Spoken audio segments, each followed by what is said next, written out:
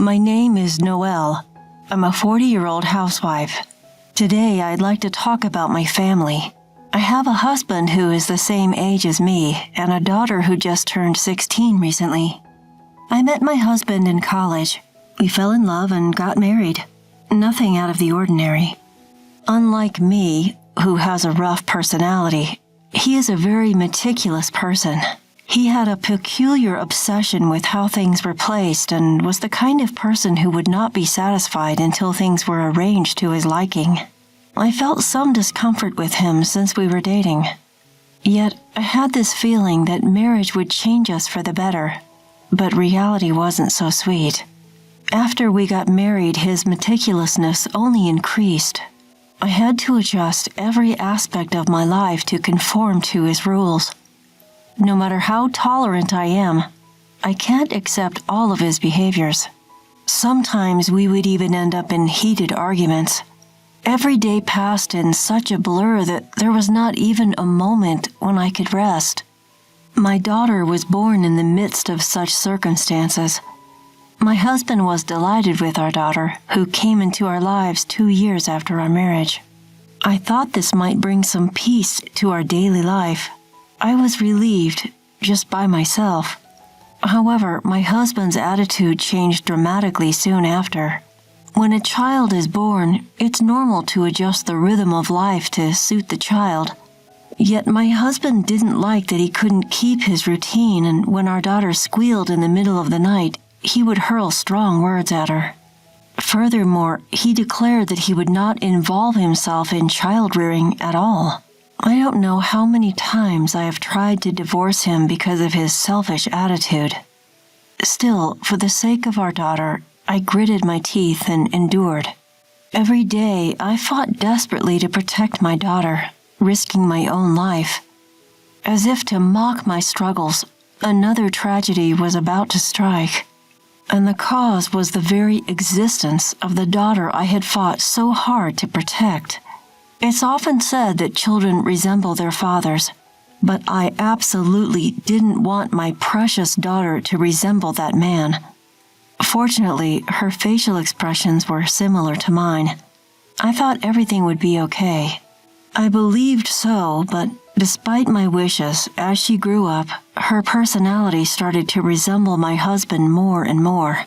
Around the age of 10, she started complaining about my cooking and became upset or threw tantrums when she didn't like the way things were placed or cleaned. Lately, with the onset of her rebellious phase, she even started to hurl harsh words at me. Of course, I didn't always let her have her way and often argued back. As if to break my heart, my husband sided with our daughter and started blaming me. When attacked by both of them, I couldn't fight back. Ultimately, my life became one where I was being constantly criticized, and then the day finally arrived. From the morning, I was feeling lethargic. I had a slight fever and was feeling dizzy. I was so unsteady that I couldn't walk straight in the house. I couldn't even stand and was stuck sitting on a chair. Despite seeing me in this state, neither my husband nor daughter said a single kind word. Instead, he barked at me. "Hey, where did you put my tie? The red one, the one I used 2 months ago." "Hey, did you wash my socks?" "Mom, where did you put them?" Thus, they were only thinking of themselves. It's just a tie, just socks.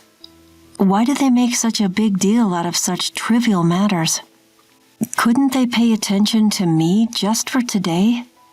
Somehow in my hazy consciousness, I managed to see them off, and then I collapsed in the hallway. The next thing I saw was the familiar ceiling of the living room. I had been sleeping on the couch. It seems I had moved to the living room unconsciously. Although I was still feeling tired, thanks to a good rest, my condition had improved. I was awake, but there was a pleasant feeling as if part of my brain was still asleep. Being unwell was the cause, but I wonder when the last time I have slept so soundly. I gave up trying to escape from that comfort and went back to sleep. When I woke up next, it was already dark outside, and when I reflexively looked at the clock, it was past 5 in the evening. I felt the blood drain from my body all at once. I hadn't done most of the household chores, such as laundry and dinner preparation. I have to at least make dinner. I jumped up and headed to the kitchen. Since there was no time to go shopping, I managed to put together a menu using only leftovers. "I'm home." My daughter came home at the worst possible time while I was still scrambling. "Wait, you're still making dinner? That sucks." "I'm sorry, it'll be ready soon." Ignoring my apology, my daughter went into her room. Soon after, my husband came home from work. "What, you're still cooking dinner?" His words were filled with obvious discomfort. He has a meticulous routine after coming home, so he must have noticed something was different. After saying only that, my husband went into his room. He starts eating 15 minutes after he begins to change his clothes. That was also part of his routine. This means I only had 15 minutes left. I cooked desperately. Even if the cutting was rough, even if I messed up the seasoning, I couldn't stop cooking. If I didn't finish before my husband came out of his room, I wouldn't know what would happen. I managed to finish plating just before my husband came out of his room. I made it. I could feel the tension draining from my body. But then, what the hell? Who could eat this? That was my husband's outcry. "What's wrong?" "What's wrong, you say?" You have some nerve asking that. My husband was inexplicably worked up. I didn't understand the cause of his anger. "This stir-fry, you overcooked it. The color is off, and the vegetables aren't even uniformly cut." "I'm sorry, I was a bit pressed for time today." "Time? You're not working. You have plenty of time." I couldn't forgive that single sentence. As if I wasn't doing anything at all. Why do I have to be spoken down to by a husband who doesn't even notice my discomfort? I have no time at all. Before I knew it, I was screaming with all my might. Do you have any idea how much I struggle every day? In a rush of emotion, I found myself screaming. It seemed to be an unexpected reaction for my husband. I saw him take a step back, his eyes filled with a frightened look. "What struggle? House chores can be done at your own pace, isn't it easy?" he challenged. "What do you know? It's not like I can just do them at my own pace," I countered. By then, I couldn't stop myself. "I was feeling really sick today, you know. I pushed through and made dinner, and you didn't even take a bite. How do you think that makes me feel?" I felt tears trickling down my cheeks. The emotions I had been holding back had finally exploded. Seeing my husband's face turn pale, I managed to calm down a bit. I was short of breath. My breathing was disrupted and I felt dizzy from all the shouting. But still, I waited for my husband's response. A simple apology, a single "I'm sorry" would have been enough. "Don't mess with me." That tiny spark of hope was extinguished by his trembling words. "Do you have any idea how much I struggle in the world to support our family? So you're saying I'm just living easy and free? I'm saying your job is to support me so I can focus on my work. That's just an excuse. I'm not your slave. Don't talk back to me." Just a little more and my husband would have raised his hand at me. I knew it instinctively, but I couldn't back down now. As I prepared to confront him with my next words, it happened. "What on earth are you doing?" Our daughter burst out of her room. "Your voices can be heard outside. Stop it. It's embarrassing." "Don't stop me. It's her talking nonsense that's the problem. It's you being selfish." "Just be quiet." My daughter's reprimand made us stop arguing. Then I explained to her what had happened. After hearing both me and my husband's sides, my daughter turned to me and said, "Honestly, Mom, you're the one who's wrong." Her words shocked me to the core. "Why?" Because housework is your job, isn't it? Dad can't afford to take time off work, even when he's not feeling well. That's right, you're too lenient on yourself. My husband's face as he spoke after my daughter filled me with resentment. Mom is always late with her chores. Even today, you haven't done the laundry yet. That's right, and you're not efficient. You can't even fold the laundry properly. Their words shattered my emotions into pieces. So you're both saying I'm not trying hard enough? Maybe you're not trying hard enough. I could probably do it better and faster. Yeah, you're too laid back. I bet we could manage without you, Mom. My daughter's words cut deeper than anything else. So was I the dispensable person? I thought we were a family, but could they dismiss me so easily? Having been confronted with this cruel reality, I found myself running out of the house. Before I knew it, I was in a pitch-dark park with no streetlights. My feet hurt. Sitting on a park bench, I realized that I had run out without even putting on my shoes. My tears had long since dried up, and my mind was blank. How long had I been sitting like this? Even if I stopped thinking, the harsh words would never disappear. My heart wouldn't heal. Recalling the words of my husband and daughter, I could feel my broken heart filling with resentment. I will never forgive them. They, my family who trampled on my feelings, must face punishment. My fighting spirit was quietly burning. The next morning, I flawlessly finished the cleaning and laundry. And for breakfast, I prepared a menu as extravagant as a dinner at a famous restaurant. By the time I finished preparations, my husband and daughter arrived in the living room almost simultaneously. Without making eye contact with me, they both took their seats. Come on, let's have breakfast. Upon my words, their faces seemed to stiffen even more. Mom, what's going on? Today's breakfast is really fancy. Instead of my frozen husband, my daughter asked me. Well, isn't it your 16th birthday today? Did you forget? Huh? Yeah, I did forget. You should at least remember your own birthday. Right, Dad? Huh? Yeah. After exchanging curt conversation, the two started breakfast with awkward movements. The dining table was not filled with cheerful conversations, and it was clear that both were fully observing my behavior. Was it because they were unaware that they had hurt someone, or just didn't want to admit it? It's understandable with my husband. After all, he's a stranger. But my daughter, she's the one I gave birth to and raised.